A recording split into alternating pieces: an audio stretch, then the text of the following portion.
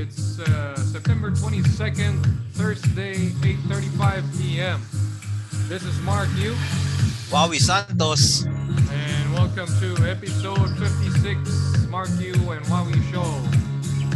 As a disclosure, me and Wawi are both physical therapists here in the USA with a passion and interest in investing our hard-earned money in the stock market. We try to record once a week, so just see to it that this is not an investment advice, but we strive to look up data and information and help us guide our investment strategy for the long term. All right, so on a weekly basis, we take a look at market sentiments, which we're going to dive in right now. First up is the American Association of Individual Investors Sentiment Survey. So this is conducted every week, once a week, from Thursday 12 a.m. until Wednesday midnight. So as of the 21st of September or yesterday, um, crazy drop from the bullish sentiment side. I'm laughing because I mean, what else could be reflective of the current stock market except for the sentiments overall? So just last week, as of September 14, we were in 26, up nearly 10% from the previous week. But as of yesterday, we're back in the teens again. As we may recall on our recordings, we were at teens back in June lows. So I'm not saying that we're close to lows again when we're about to bounce, but definitely Wall Street and individual investors here in the USA have been swept wildly, and you know went on a roller coaster ride within the past month at least. And for the bearish side, look at that, we're at the highest for the past month at 60.9%, nearly double our historical average. So what can you say about this, Wowie? Is it fear all over again? It's definitely fear all over again. Oh man. Uh, Especially that large investors or big money is moving out of the market and leaving us behind. Yeah. We're gonna. So retail investors accounts for about $2 trillion worth of investments in the stock market. And they're still sticking with it. And that's you and me as well. Yep. Been suffering big paper losses since the start of the year, and I've never given up yet. I think Mr. Market is wanting us to give up and throw in a towel and sell at the bottom and make us realize our losses permanently. But that's not gonna happen, I guess. No, Not I, today, I guess. yeah, no, I don't think it'll be a good idea because this reminds me of 2008 when things were dropping and I saw my retirement portfolio go down 50%, and now it's like 5x of that amount Wow. So when the recovery happened. yeah, definitely a bounce then. So in the long run, it should be good. Hopefully, as we cross our fingers. The fear and greed index is back into fear mode. We're actually closer now to extreme fear territory compared to last week. Of course, the market momentum is even lower, heading down even more. As you can see in this chart, we're close to the where right now we are at 3757. Mhm. I think the market is trying to reach the bottom, so quote unquote, back in June 16 of 3666. So Mhm. let's see if we could pierce that bottom, as what most of Wall Street smart money hedge funds are betting that the market Yes. would still go down further. Some are praying there in Wall Street that they get their bets right as the market sinks down further, as normal mom and pop and retail investors suffer more money over the long term. Put and Mhm. call options is even higher compared to previous week, meaning that there are more investors buying put against the S&P 500, thinking that the stock market would still go down, and having put options serves as an insurance from a declining overall market. For the volatility index, we are climbing up still for the past week. This is in contrary. Let me see when this was updated. September 22nd. Okay. I guess it's climbing since the bottom back in August or June. Let me see. Yeah. It's been steadily climbing, but not really erratically climbing. So this is a solid sell-off that we're experiencing. It's not unexpected. The volume is still elevated, and smart money is behind the sell-off. Mhm. So we're seeing an incredible losses day after day since June. Yeah, and the only thing that was green from what I saw before the market closed was the healthcare sector. Mhm.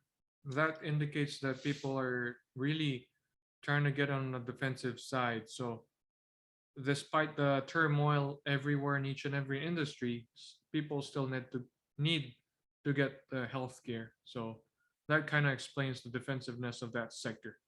Mhm. Yeah. So for the volatility for the past week, we are actually down by 1% despite the huge sell-off, meaning that we're no longer seeing panic on the volatility. People are now betting generally that the market would go down. We're seeing more protection being bought in the options market rather than smart money betting that the volatility would go wild. This despite the, I guess, much awaited 75 basis point hike yesterday from the Federal Reserve. And I think they're not yet done, right, Wawi? No, they're trying to go up to like 4%. Is that the target for the year? All I know is by 2023, their target is 4.6. Somewhere between 4.5 to 4.75. So really serious. They Right. haven't changed their stance, they're focused on fighting so-called inflation. Right. And so far, we're close to, well, as of August 2022, as of last month, we are already at 2.33. And looking at this Federal Reserve chart, and just you could really tell that the Federal Reserve is massively spiking this interest rate incredibly to the roof, trying to control this inflation. And they're not done yet. So, and what's more interesting is the Federal Reserve has turned hawkish. Hawkish meaning not scared, like strong-willed, to crush inflation. So right now we're seeing close to peaks or peak since 2019. And if they're targeting 4%, that will be as high as back in 2005 when we last saw that type of like rise in federal funds rate. So we are really experiencing an incredible amount of tightening in the Federal Reserve, led by the Federal Reserve. And that's this Financial Times title or article featured Jay Powell refuses to rule out U.S. recession after third 0.75 percentage point rate rise. So chances of soft landing, according to this guy, the leader of the Federal Reserve, are likely to diminish. So he doesn't care if we go into recession as long as they control the inflation, because that's their ultimate mandate. They have to make sure that the economy doesn't overheat or suffers tremendous decline. But right now, I think they're they really have been left with little choice but to just spike the interest rate until everybody gives up on their paying their loans and the economy starts sputtering and eventual halt. And that time, when the stock market is down at the rock bottom, that's the time that they'll swoop in and surprise everybody of a rate cut. So right now, as we have seen the financial conditions, or not financial conditions, the federal funds effective rate, we're on track to the one of the even fastest hikes in recent history, or at least within the past 2 or even 3 decades. So, Yeah, it's very interesting that for the longest time, for mhm, more than a decade, we've been enjoying zero interest rates, yeah. relatively low interest rates for more than a decade, and now we've switched. Anyway, one of the mandates of the Federal Reserve is also to make job market stable. Mhm. Now, the job markets are very tight right now, and the job claims just went down 5,000 claims to 213,000. So we're still on the high end of it with a slight, change. They're looking for, I think, a 5% uh, what do you call this, unemployment rate. Yeah, they're So looking to see, to influence indirectly the jobs market, to have most companies lay off workers. That way they so can control inflation and demand. we are at 3.7% right now. So we still have a long way, a long, painful road to get to 2% inflation rate. Yep. Very interesting. Yep. And this is despite that big Wall Street companies have already announced, right? Google, Microsoft, Facebook. I think Google and Facebook both have told their employees they'll allow a certain period of time to apply internally, to seek jobs internally, just to avoid being cut from their workforce. And Walmart itself announced, I think it was this morning, that they'll just be hiring 40,000 jobs or job positions for the coming holidays, compared to 150,000 last year. So 40,000 jobs is still quite a numerous amount of jobs, but that's no match to the Yeah, post-COVID boom just spike last year. amazing. Uh, so we're under the influence of these very strong, powerful corporations. Hmm. They're cutting down workers, but you got to look back. Just googling what Alphabet revenue was in 2021 is 257 billion dollars. Hmm. So just amazing, right? Yep. So now they're gonna lay off workers. They're trying to This is watch out for their bottom line, and most of these mhm, companies are international companies, and we are seeing incredible strength in the US dollar. And, as of the recent quarter back in July, some of these companies have already started announcing that because of the stronger dollar, it'll be affecting their overall expenses internationally because of weaker currencies over there, thus affecting their bottom line.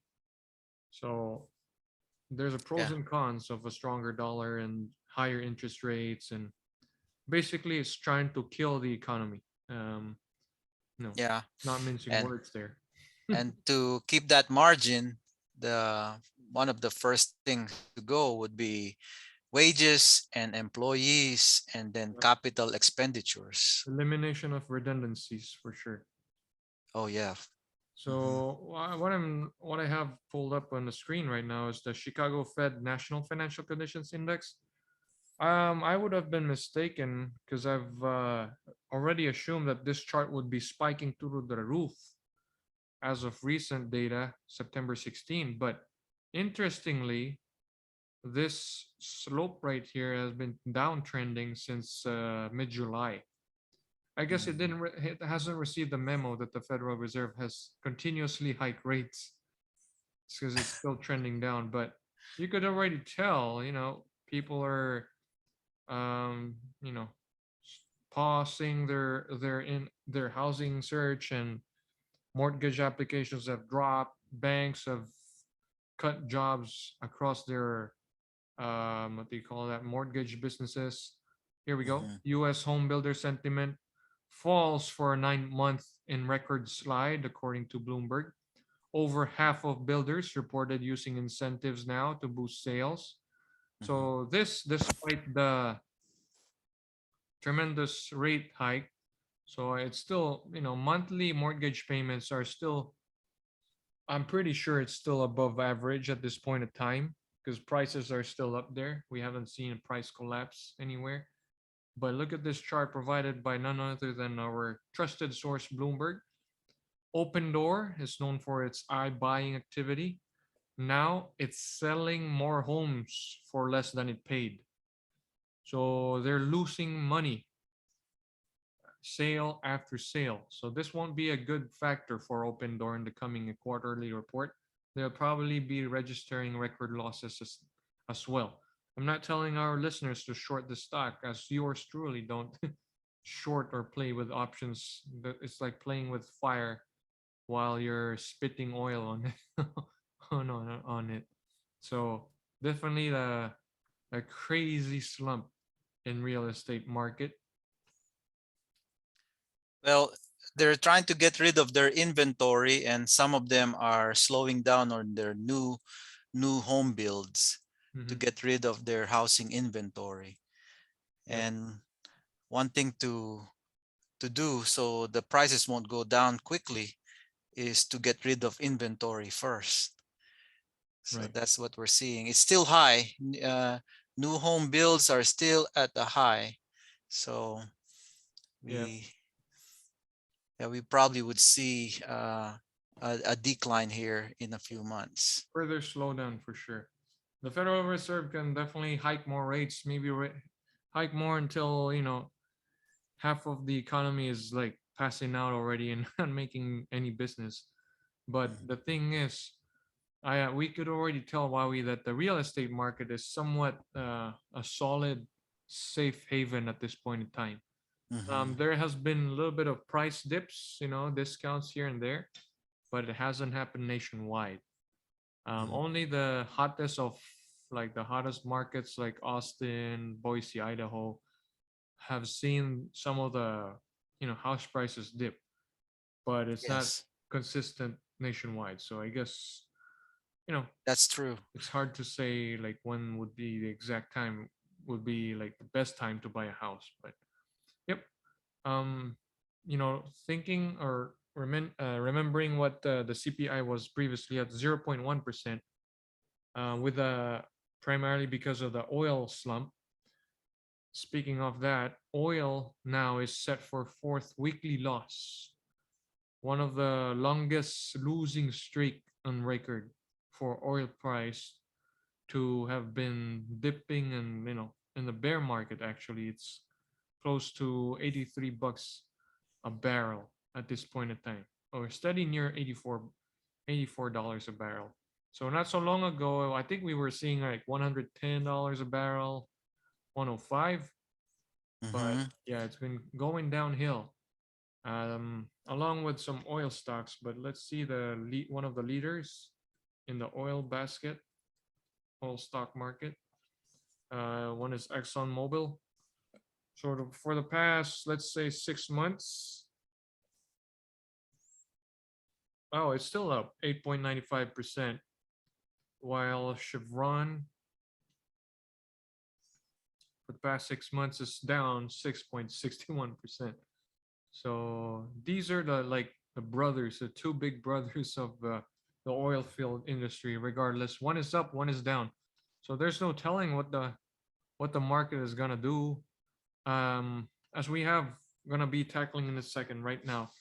Um, Looking at the weekly industry performance. So for the past week, not one single industry is up.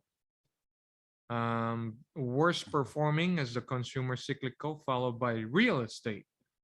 So that's interesting. So this might be sort of foretelling what could happen in the real estate market already, slow down broadly. For the past month, obviously, not one industry is positive as well. Everybody is down from 4.56% on average per industry to, of course, the worst performing sector ever so far this year, Technology. technology, down 12.5%.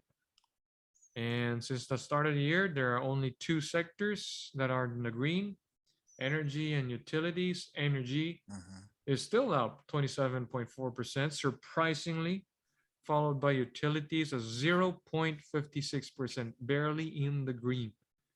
And the worst performing, of course, are communication services, which are the Facebook and, you know, technology services as well, which is Amazon and companies like that. So if you're widely exposed to tech, you're not alone. Yeah, That's all you're I can. suffering. You're suffering right now. Big time.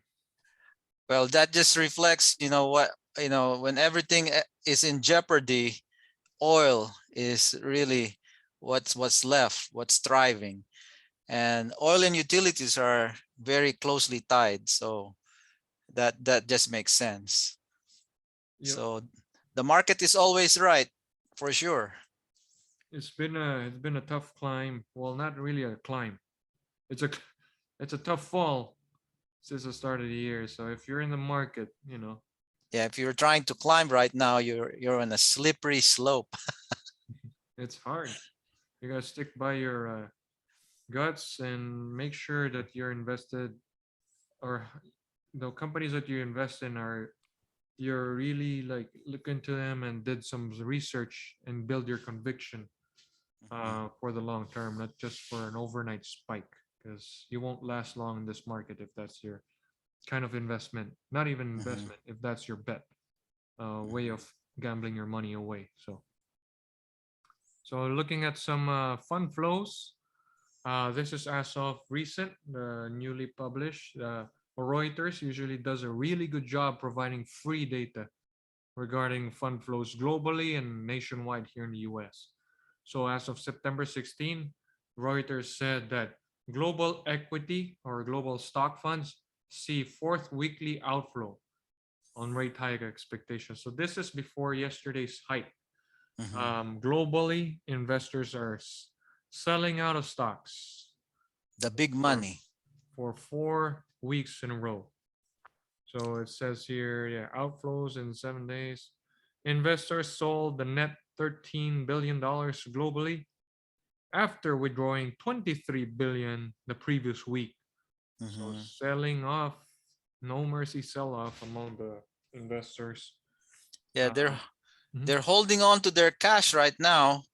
It makes more sense to hold it in the money market with the rates at 3%. So it makes more sense for big money to move it quickly. Now the problem is retail investors don't have, you know, the I don't know, but maybe some retail investors are agile enough to move their holdings, but big money is ahead and they have a lot of cash right now and they're just waiting. And some of them are betting that smart stock market would go down. So that quite Mhm, adds into fear. mhm. So Yeah, the bear floor for the S&P 500, from what I heard earlier on Bloomberg, would be at around 3,500 on a bear case. So, yeah, um, but 35, or Morgan Stanley says it's 33, even 3,000 on our one of our podcasts about a mhm. month ago. Morgan But for Stanley. sure, if it breaches 3,500, prepare for the S&P to go lower. Right now, some analysts are pegging it at 3,660. Right. And that's a previous low as of June. Hmm. So if we pierce through Yes, it, more sell-off is expected. yes. So both US and European stocks faced outflows, but Asia obtained some inflow, 740 million. Among sectors, tech, communication services, financials posted outflows. What's interesting is financials is suffering outflows, whereas they should be benefiting from higher interest rate because they can charge more for loans and stuff. So definitely, global investors are selecting to be more defensive rather than anticipating any outperformance from any banks Hmm. in the near future. So, Well, uh, so a lot of the G10 have already tightened and increased their interest rate, like following the Fed. One country that hasn't done that is Turkey, and as you can see, they had a real bad spike and a spike in inflation and devaluation of their lira.